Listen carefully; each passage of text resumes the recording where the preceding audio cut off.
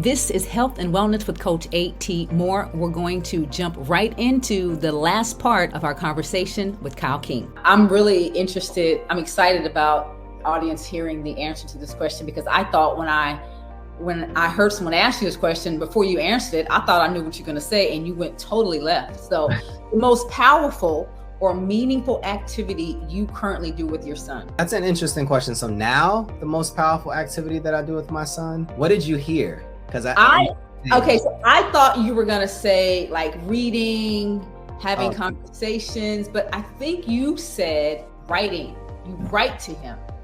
Yes, of course. So I would say, so it was two things. So writing to him and creating with him are the two things that I believe. So I write letters to my son and who I want him to be and how I'm experiencing him as a child and what I'm learning as a father.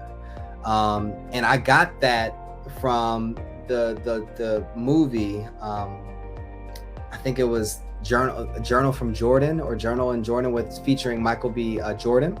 Okay.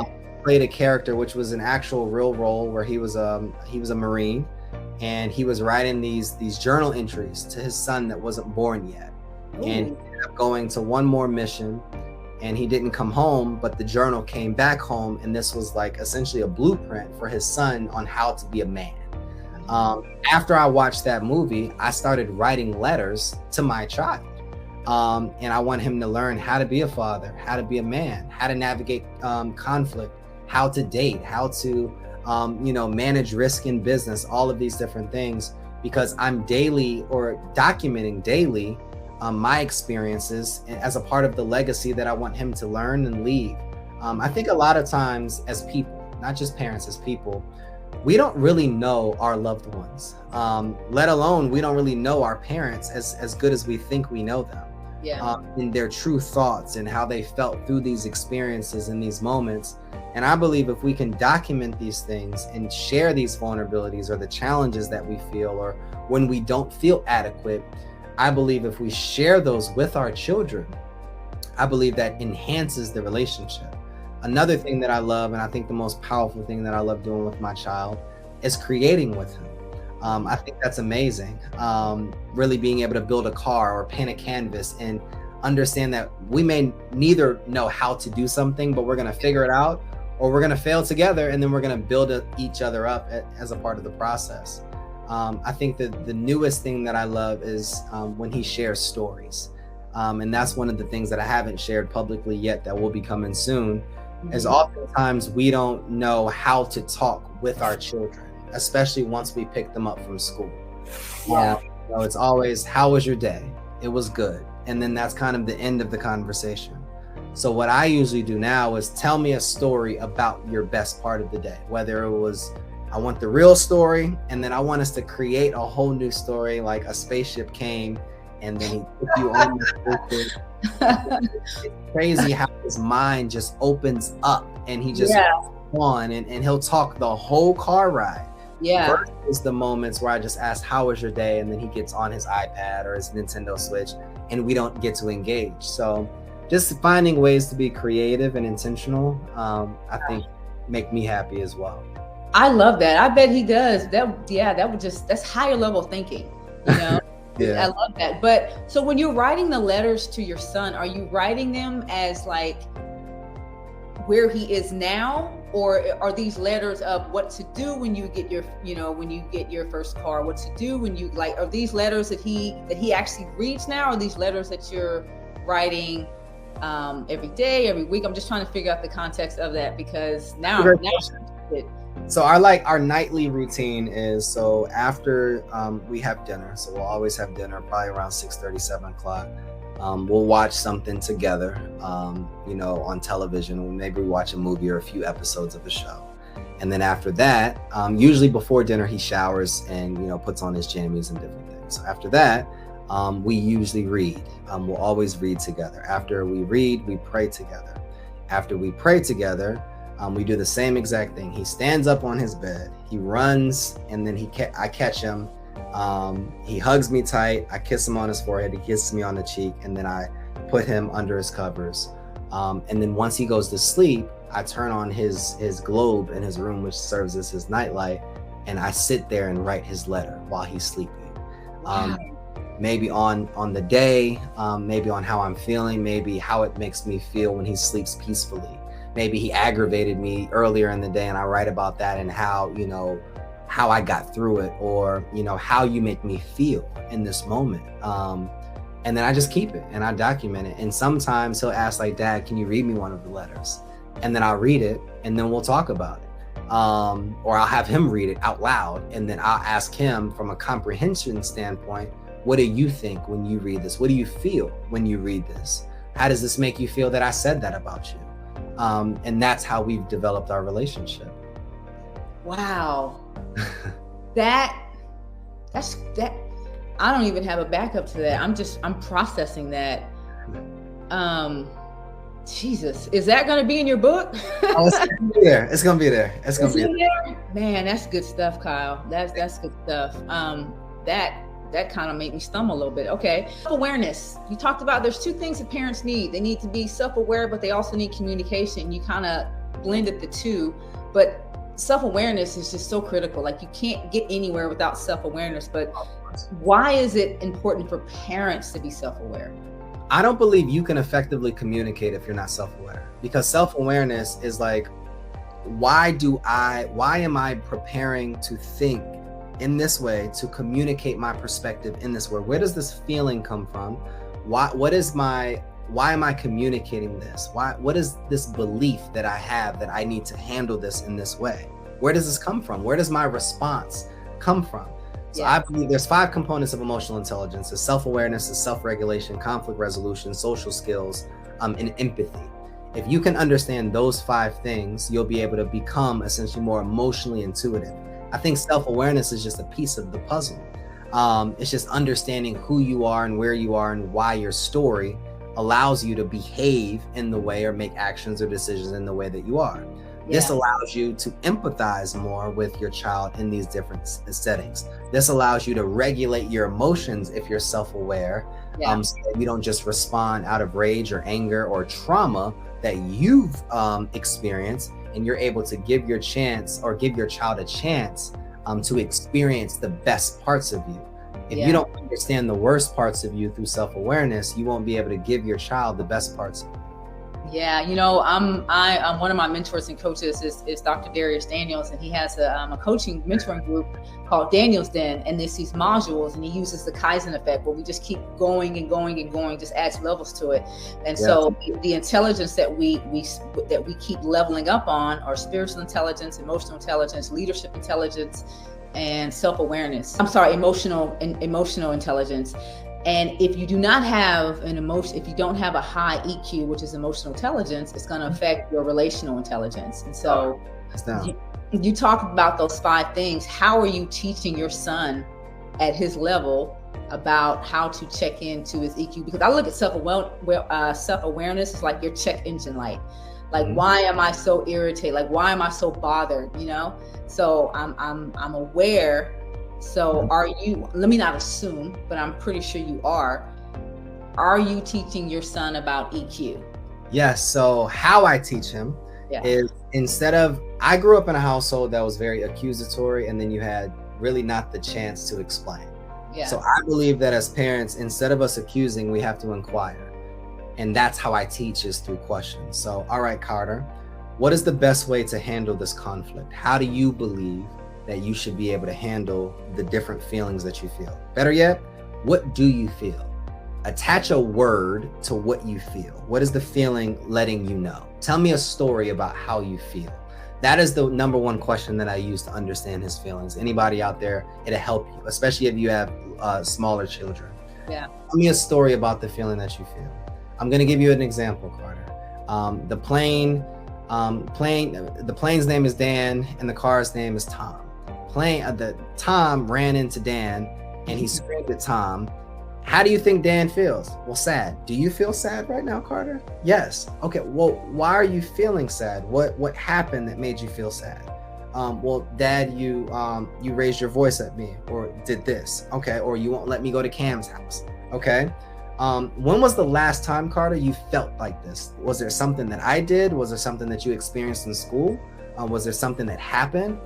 I don't know, Daddy. Well, just maybe one time that you didn't feel really your best. Is there another time that you didn't feel your best? And then he tells me another time. Okay. What happened when you felt that? Did somebody ask you about it, or did you just not say anything? Do you feel like you should have said something? Who could you have talked to? So I walk him through the whole moment through asking him questions. Now, any parent listening to this, it takes intentionality and it takes patience, but I guarantee the more that you have these questions, the more then when situations arise, they'll be able to bypass the questions and tell you exactly how they feel, what they need in that moment, and then how we can redirect the emotion moving forward. Yeah, you know what I hear you talking about is another part of intelligence, which is called conversational intelligence, but people don't really talk about that. But and I think I need to make a little note to have a segment on that, because conversational intelligence also helps parents ask questions that get responses.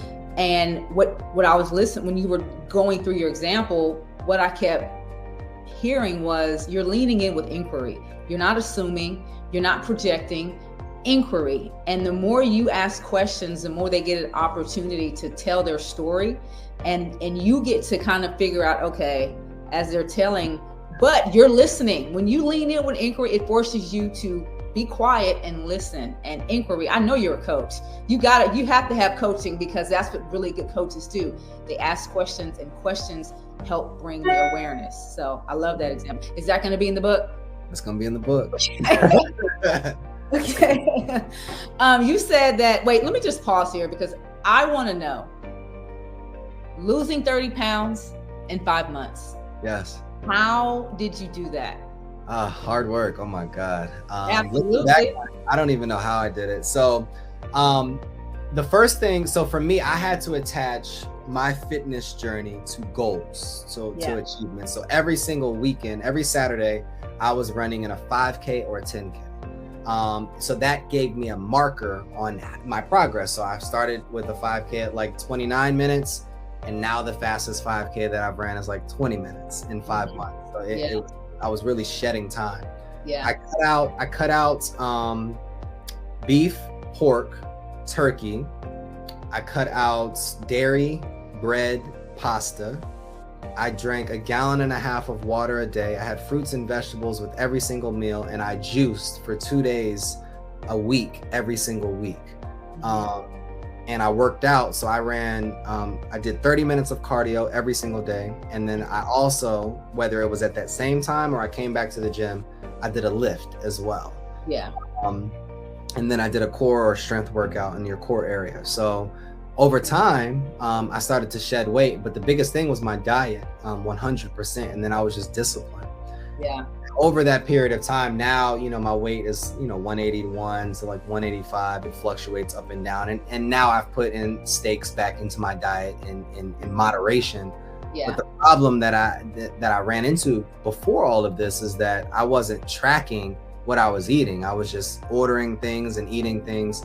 So the discipline that it took me to lose the weight is that same discipline transferred over into every single area of my life. On top of that, my son, his energy levels increased because we started eating the same things. So his energy levels increased, his sleeping got better, his skin was better, his hair grew longer. So all of those things enhanced every area of my life, and I feel much better now as well. So it was a journey, and it definitely took. So I have friends in the area. So a good friend of mine, Ryan Cass, he runs marathons, and so he helped me with the running component. A good friend of mine, George Achimpong, he was the lifter, so he helped me in that area. I had people that helped me in the diet world. So putting all of those things together really helped me become, I guess, where I'm at now. As a runner myself and a personal trainer, I love to see people dive into running, because even though, Will Smith is not doesn't have the reputation that he had, one of the things I remember him saying way back at a Nickelodeon Kids Awards was that in order to be successful, there's 2 things you need.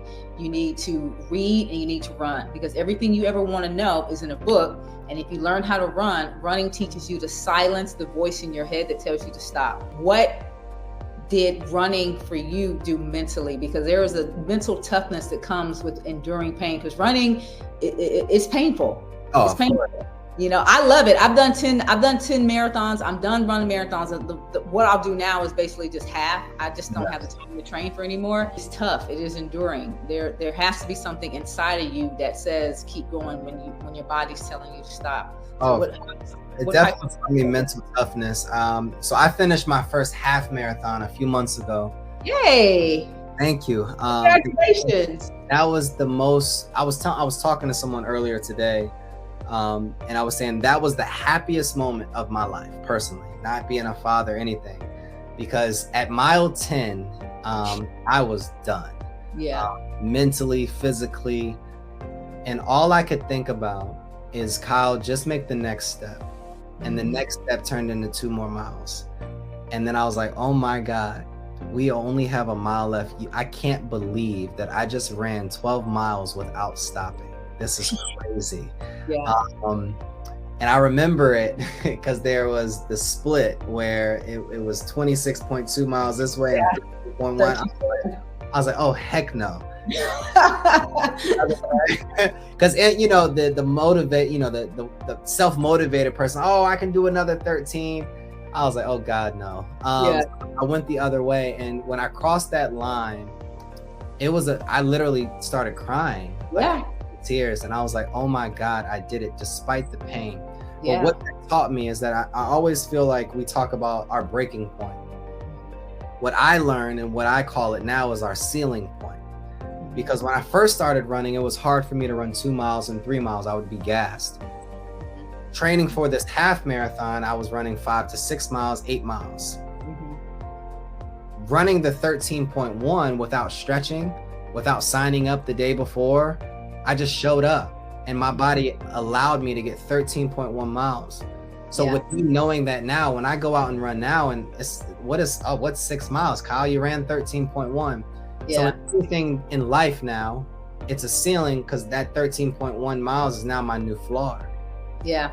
And I look at that in every area of life. Once you accomplish it, it becomes the floor. So now I believe that I can do more. Now it's giving me the confidence and the belief that I can do anything now. So I'm going to marathon in 2023. It's my goal in 2023 to run 50 races in all 50 states. Whoa. So that's the goal. That's awesome. Yeah, I think that there's a runner inside of everyone. I think that I finally convinced my husband to do a half marathon. He's definitely not doing a full, but I said there's just something about, you just have a different posture when you train and run and know that you wanted to stop and you kept going. I can't explain it, but if you've ever run and completed it, just like you said, it's an emotional, because you didn't know that it was in you, because you wanted to stop, but there was something in you that propelled you forward. So it's very powerful. So I had to talk about your fitness journey, because I feel like everyone has a goal, but goals have to have a strategy, or it's just a dream. And you had people that had expertise in the different areas that you need. You had a friend that was a runner, you had a nutritionist. I'm pretty sure you have some people embedded into your team that held you accountable. You can't tell someone you're on a fitness journey and then they see you and you like, okay, well, fitness, we pausing right now or what? Are we still fitness or we pausing? You know? That's awesome. Have you ever used the kettlebell? I have not. Ooh, okay, pause. So listen, I'm a kettlebell coach. Listen, I've done Olympic weightlifting and all of that, but when your schedule gets busy and hectic, when you're getting ready, when the planning of the wedding and the second baby comes in and you don't have time to get to a gym, if you grab a kettlebell, Kyle, you can swing that thing inside, outside, wherever. It works your entire body. You get strength, and conditioning. Perfect. I used to make my athletes swing that kettle. I wouldn't make them run. I would make them swing the kettlebell, because you can't swing it slow.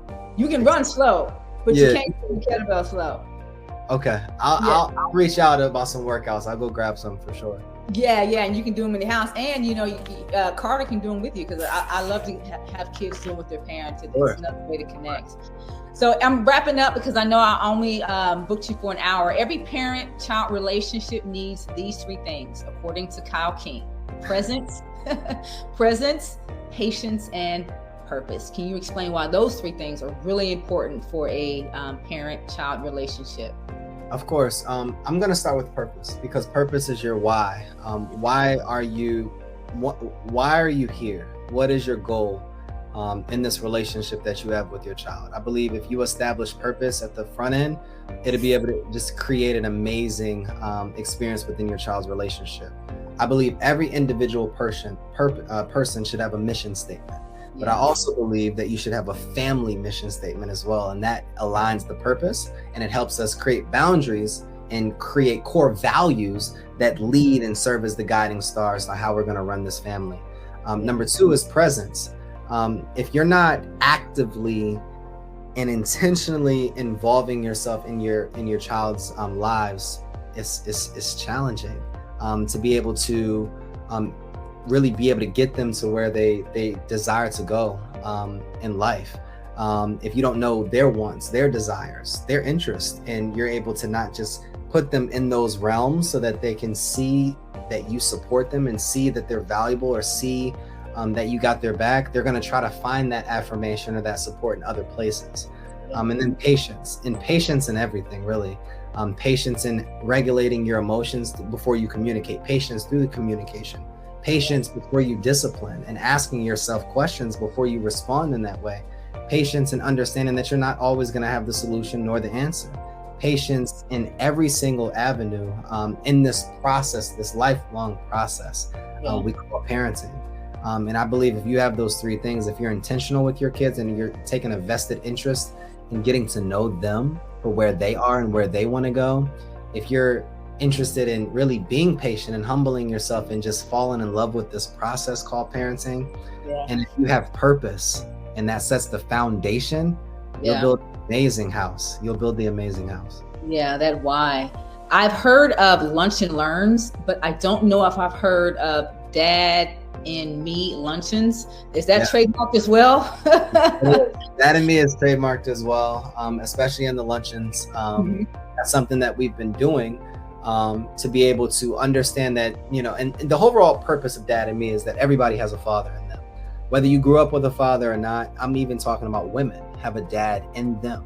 And we're still working on defining what dad really represents. And dad is the presence, is the provider, providing emotional support, financial, mental support, being able to provide that guidance as well, and that blueprint for how the family is going to be structured and where the family is going. You can't be a dad without a vision. I don't believe that you can be a dad or a father without a vision. So where are you going in your life so that your family can kind of get on board and you're willing to put yourself out there to take on the toughness, to take on the arrows that are coming to you or the fire that you have to go through, so that you can put a solid foundation or a road so that your family doesn't have to go through those things. You have to serve as the armor to protect your family once they get out there in the world. So people can attend these luncheons whether or not you are a soon-to-be father or a current father. What are some of the things that they learn when they come to these luncheons? Is it questions? Do you answer questions that they have, or is it kind of curated basically the topics that we're going to be talking about today? Yes, they're always curated, but we always have open discussions. There's always Q&As as well. We have different panel discussions. We're talking about things from emotional intelligence to restorative practices, to how do you discipline your child without touching your child, to how to navigate crucial conversations with your child. To how to balance entrepreneurship or building a business with parenting as well. Dating as a father. If you're a father and you're not with the mother of your child, how do you navigate that space and introduce the child to this new person? All of these different things come up, and we do surveys often on what dads want to hear and what they're trying to learn as well. So it's a lot of different topics, and it keeps me sharp with the things that I'm trying to implement within my household as well. Yeah, no pun intended, but that sounds like a meaty luncheon for anyone that is watching this and wants to be in the room for those luncheons. Now, as I mentioned before, Kyle is in North Carolina. Are these, do you have to be in the room, Kyle, or is it streamed? Is it YouTube?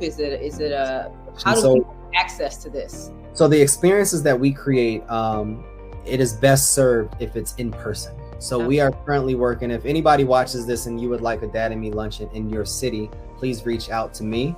We can curate. Our team would love to bring the experience to your city.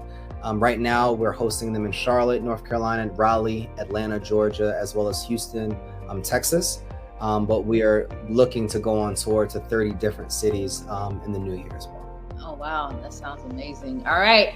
Last question. I saved this one for the finale because I really wanted to get some information about this new book that's coming out. This is book number 8. Yes. Why did you feel this book was needed, and what's the title? It's called The Dad and Me, a guide for a father to raise a king in his child. And we're still working on the subtitle, but the reality of it is that fathers today are going extinct, and there's a surplus of dads, there's a surplus of people that are having children, but the nature of what a father represents, they're slowly going extinct. And I wanted to be able to curate something that can answer the question or the objection that people always have when they have children is, oh, there's not a manual to raising this child. No, there is now.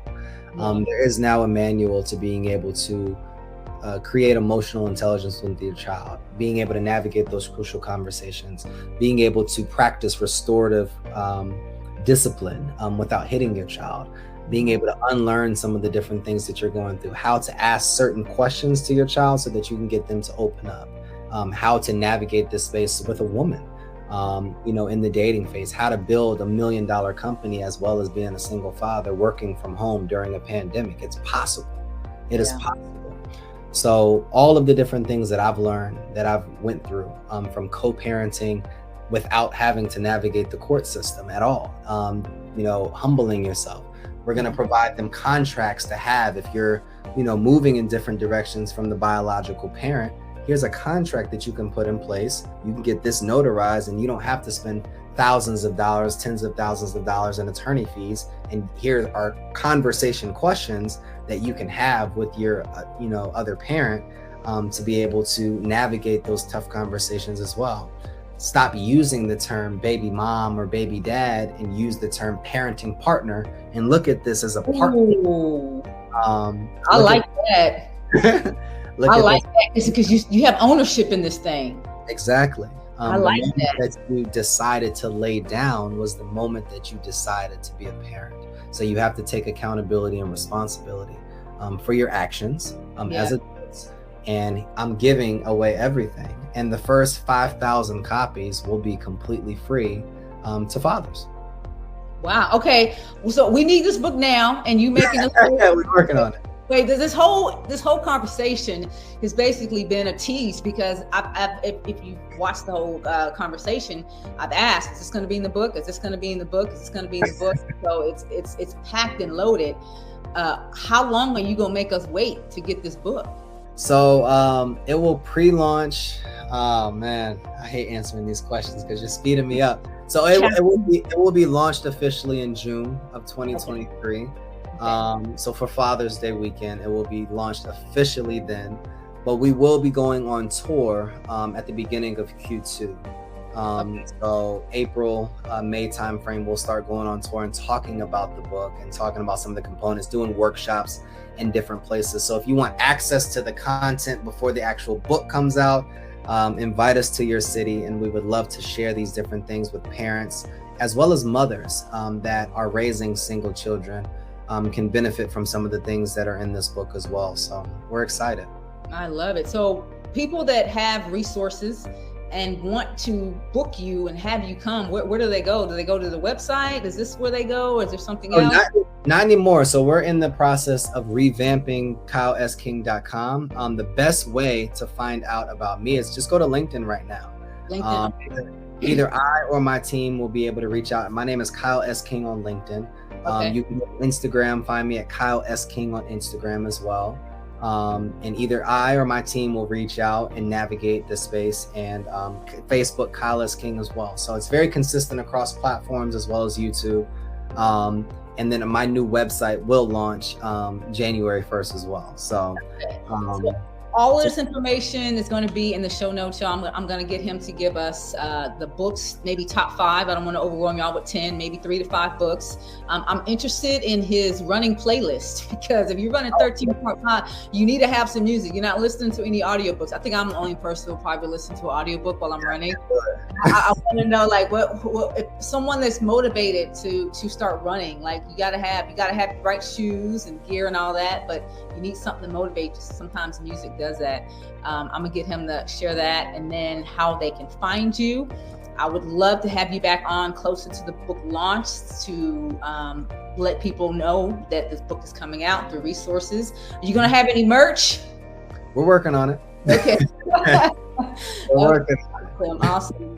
Well, before I let you go, is there anything that I did not ask, we did not discuss, that you want to leave the audience with before we wrap up?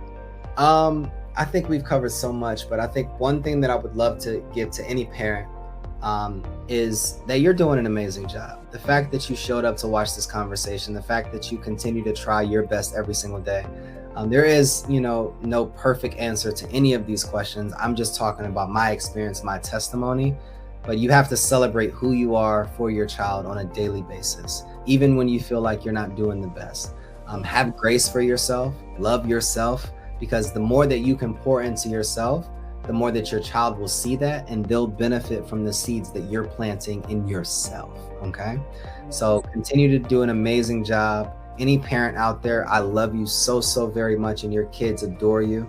And I thank you for even allowing me to come on your platform and speaking to everyone in the world. No, it was an honor. I look forward to hopefully having you back. There's no way to end it better than that. Now, you do, y'all, a lot of the questions that I asked him today came from some conversations that I kind of picked from his Instagram, his reels. But you also have a podcast, right? Yes. Where can people find, because you go into more lengthy conversations in your podcast. Where can people find your podcast? Go to YouTube and Kyle S. King on YouTube. I'll come right up. Okay. All right. Thank you so much, Kyle, for coming to the show, and thank y'all for watching. Thank you. So how many people did Kyle King convince to maybe run a half marathon, or maybe a 5K or a 10K? Who is going to start writing their kids' notes? What an amazing conversation, and some really good examples on how to incorporate an authentic, nurturing, loving relationship with your child. All of the books that he mentioned during our conversation will be left in the show notes. I hope you have enjoyed this conversation as much as I did. This is Health and Wellness with Coach A.T. Moore. Thanks for watching.